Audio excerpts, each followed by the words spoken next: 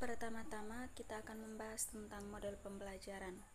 Sebelumnya kita akan mengetahui apa pengertian dari model pembelajaran. Nah, konsep model pembelajaran menurut Rianto menyebutkan bahwa model pembelajaran adalah suatu proses perencanaan atau pola yang digunakan sebagai pedoman dalam merencanakan pembelajaran di kelas.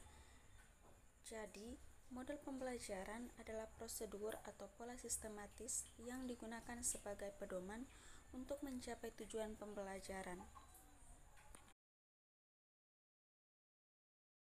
Teori atau pemindahan pengetahuan dari guru kepada murid secara langsung yang melibatkan seluruh kelas.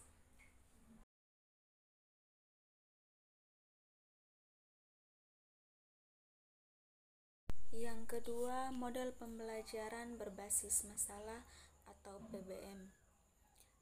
Secara umum, pembelajaran berbasis masalah terdiri dari menyajikan kepada siswa suatu masalah yang autentik dan bermakna yang dapat memberikan kemudahan kepada mereka untuk melakukan penyelidikan, untuk menyusun pengetahuan mereka sendiri, mengembangkan inquiry dan keterampilan berpikir tingkat yang lebih tinggi, mengembangkan kemandirian dan percaya diri.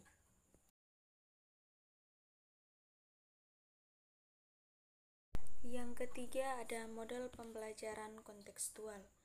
Pembelajaran kontekstual atau CTL merupakan konsep pembelajaran yang menekankan pada keterkaitan antara materi pembelajaran dengan dunia kehidupan siswa secara nyata, sehingga siswa mampu menghubungkan dan menerapkan kompetensi dalam kehidupan sehari-hari.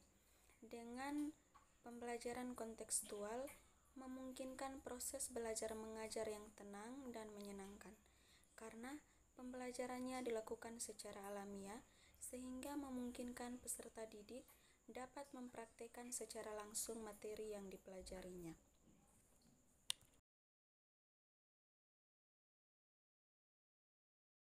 Yang keempat ada model pembelajaran kooperatif. Pembelajaran kooperatif merupakan model pembelajaran di mana guru mendorong para siswa untuk melakukan kerjasama dalam kegiatan-kegiatan tertentu seperti diskusi atau pengajaran oleh teman sebaya. Pada model pembelajaran kooperatif, siswa diberi kesempatan untuk berkomunikasi dan berinteraksi sosial dengan temannya untuk mencapai tujuan pembelajaran, sementara guru bertindak sebagai motivator dan fasilitator.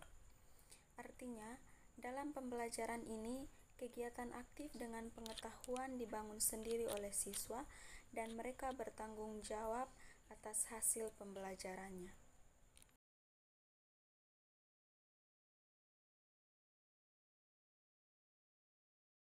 Jenis-jenis model pembelajaran yang kelima adalah model pembelajaran Project Based Learning atau PJBL.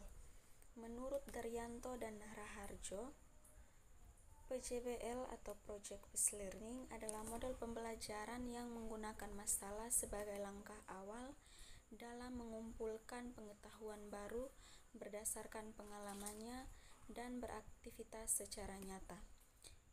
PJBL dirancang untuk digunakan pada permasalahan yang kompleks yang diperlukan peserta didik dalam melakukan investigasi dan memahaminya.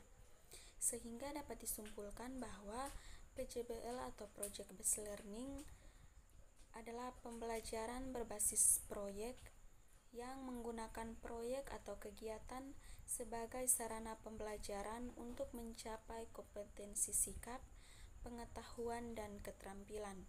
Penekanan pembelajaran ini terletak pada aktivitas peserta didik yang pada akhir pembelajaran dapat menghasilkan produk yang bermakna dan bermanfaat.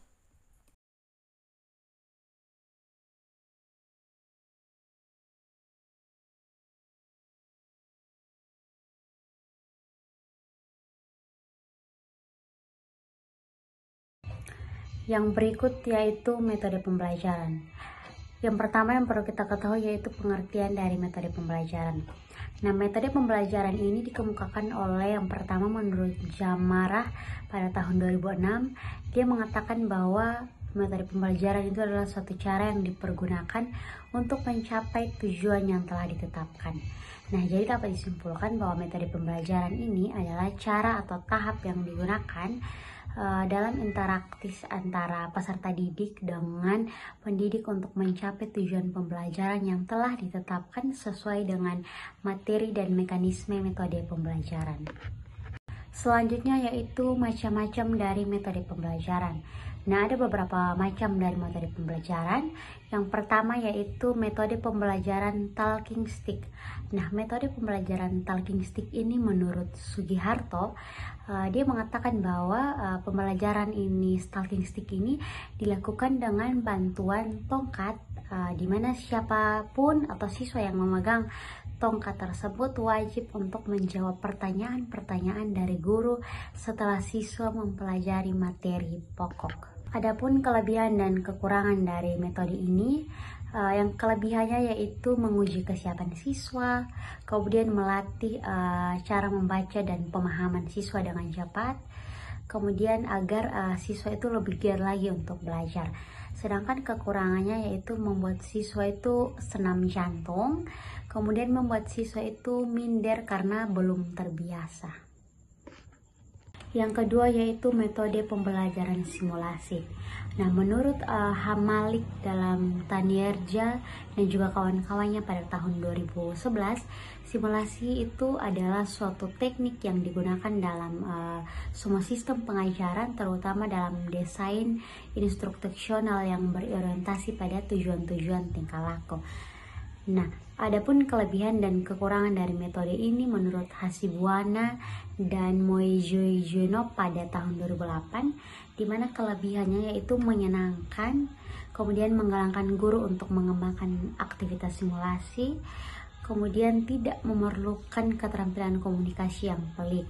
Nah, sedangkan kelemahannya yaitu tidak efektivitas, di mana efektivitasnya itu dalam memajukan belajar belum dapat dilaporkan oleh riset. Kemudian validasi atau validitas stimulus itu masih banyak diragukan. Yang ketiga oleh yaitu metode discovery learning. Nah, metode ini menurut Jamara pada tahun 2008, discovery learning ini adalah proses di mana siswa itu belajar dan mencari serta menemukan sendiri materi atau informasi yang ingin didapatkan.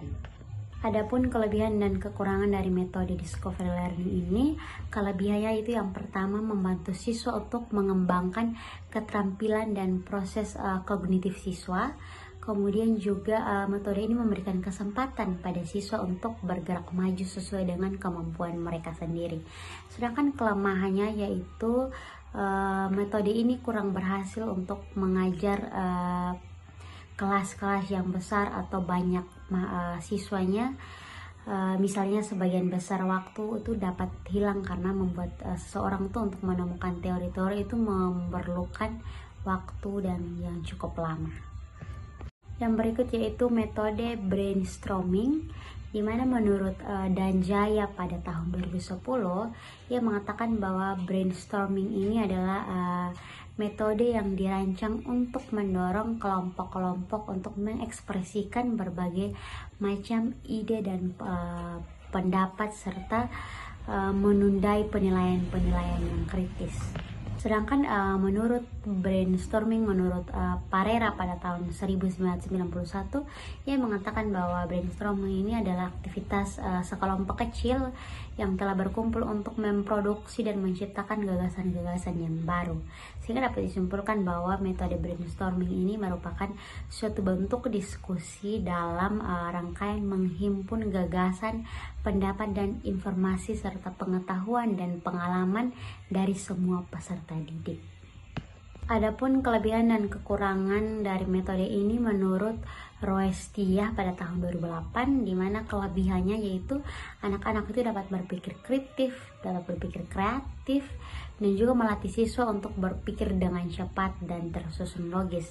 Sedangkan kekurangannya yaitu guru itu kurang memberikan waktu yang cukup kepada siswa untuk berpikir dengan baik, dan siswa juga yang kurang itu selalu ditinggalkan.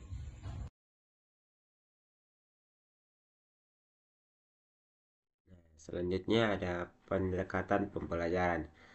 Pendekatan pembelajaran itu sendiri adalah cara pandang guru yang digunakan untuk menciptakan lingkungan pendidikan yang kondusif sekaligus sebagai usaha untuk mencapai tujuan pembelajaran yang telah ditetapkan. Nah, pendekatan pembelajaran ini menjadi salah satu langkah yang harus digunakan oleh guru dalam melaksanakan pembelajaran. Karena dari pendekatan pembelajaran yang digunakan ini, guru dapat menentukan strategi pembelajaran yang akan digunakan dengan menggunakan langkah-langkah yang sistematik dan sistemik. Nah, pendekatan pembelajaran ini menurut Kemendikbud dapat diartikan sebagai titik tolak atau sudut pandang kita terhadap proses pembelajaran yang merujuk pada pandangan tentang terjadinya suatu proses yang sifatnya masih secara umum, di dalamnya mewadahi, menginspirasi, menguatkan, dan melatari metode pembelajaran dengan cakupan teoritis tertentu. Terdapat dua jenis pendekatan pembelajaran, yaitu yang pertama, pendekatan pembelajaran yang berorientasi kepada guru atau teacher-centered approaches. Sesuai dengan namanya, pendekatan pembelajaran ini berorientasi pada guru atau teacher-centered approaches adalah pendekatan yang berpusat pada guru dan menempatkan siswa sebagai objek dalam kegiatan pembelajaran. Pendekatan ini sering digunakan dalam kegiatan pembelajaran di Indonesia pada kurikulum-kurikulum terdahulu. Nah, ciri utama dari pendekatan ini adalah manajemen dan pengelolaan pembelajaran ditentukan oleh guru sepenuhnya. Siswa hanya melakukan aktivitas sesuai dengan petunjuk guru sehingga siswa cenderung pasif. Selain itu, siswa juga hampir tidak memiliki kesempatan untuk melakukan aktivitas sesuai bakat dan minat mereka, serta terbatasnya pengalaman yang diperoleh oleh siswa dalam belajar. Inilah yang menjadi kelemahan dari pendekatan berpusat pada guru ini. Sementara itu, kelebihannya adalah guru memiliki kebebasan dalam mengatur alokasi pembelajaran. Nah, selanjutnya ada pendekatan pembelajaran yang berorientasi kepada siswa atau student-centered approaches. Nah, ini merupakan pendekatan yang kebalikan dari pendekatan sebelumnya. Pendekatan ini berorientasi pada siswa atau student-centered approach adalah pendekatan pembelajaran yang berpusat pada siswa. Pendekatan pembelajaran ini sudah mulai diterapkan sejak kurikulum 2013 dan berlanjut hingga kurikulum Merdeka karena lebih cocok diterapkan pada perkembangan zaman saat ini. Dalam pendekatan pembelajaran ini, siswa berperan sebagai subjek belajar sehingga dituntut untuk lebih aktif dalam kegiatan belajar. Pendekatan pembelajaran ini juga memberikan siswa kesempatan yang luas untuk melakukan aktivitas dan mengembangkan potensi yang sesuai dengan keinginannya. Nah, sementara itu, guru berperan sebagai fasilitator dan membimbing sehingga kegiatan belajar siswa menjadi lebih terarah. Sayangnya, pendekatan pembelajaran berorientasi pada siswa ini memiliki kelemahan dari segi alokasi waktu, di mana menjadi kurang efisien dan guru tidak dapat mengetahui kompetensi yang diharapkan serta tuntutan silabus yang untuk dipenuhi sesuai dengan waktu yang diterapkan dalam kalender akademik. Adapun macam-macam pendekatan pembelajaran, yaitu yang pertama ada pendekatan kontekstual. Nah, pendekatan kontekstual ini merupakan pendekatan pembelajaran di mana guru berinisiatif sendiri untuk mengembangkan pembelajaran dengan cara menghubungkannya dengan lingkungan sehari-hari siswa. Ada juga pendekatan konstruktivisme, yaitu pendekatan yang berfokus pada keikutsertaan dan pengalaman langsung dalam aktivitas belajar. Selanjutnya ada pendekatan edukatif, adalah pendekatan pembelajaran yang menekankan pada aktivitas berpikir dengan menggunakan logika agar dapat menyelesaikan masalah dan menarik kesimpulannya. Adapun pendekatan edukatif yang merupakan kebalikan dari pendekatan edukatif. Selanjutnya ada pendekatan saintifik yang merupakan aktivitas pembelajaran yang disiapkan agar siswa dapat dengan aktif membangun keterampilan dan pengetahuan melalui kegiatan pengamatan, bertanya, bernalar, mengumpulkan data, meneliti, serta menyimpulkan. Ada juga pendekatan sains, teknologi, dan masyarakat atau STM yang merupakan kombinasi dari keterampilan proses, pendekatan konsep, inquiry, pendekatan lingkungan, dan discovery. Juga ada pendekatan open-ended yang merupakan pendekatan belajar yang menyajikan suatu masalah yang dirancang agar memiliki beberapa jawaban yang benar. Dan yang terakhir ada pendekatan realistik, yaitu pendekatan ini berfokus pada permasalahan yang nyata atau realistik untuk siswa.